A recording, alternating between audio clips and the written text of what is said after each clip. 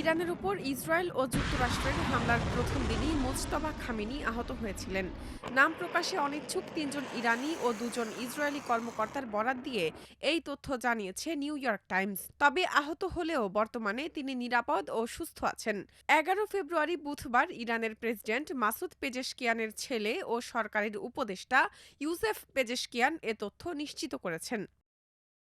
নিজের টেলিগ্রাম চ্যানেলে দেওয়া এক পোস্টে ইউসেফ পেজেশকিয়ান বলেন, আমি খবর পেয়েছিলাম যে মোস্তবা খামিনি আহত হয়েছেন।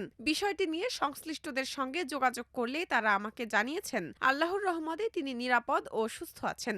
ইরানের রাষ্ট্রীয় টেলিভিশন ৫৬ বছর বয়সী মোস্তবা খামিনিকে রমজান যুদ্ধের আহত যোদ্ধা হিসেবে অভিহিত করলেও তার আঘাতের ধরন সম্পর্কে বিস্তারিত কিছু জানায়নি। বাবা আয়াতুল্লাহ আলী খামিনি নিহত হওয়ার পর সর্বোচ্চ নেতার দায়িত্ব গ্রহণ করেন মোজতবা খামেনি।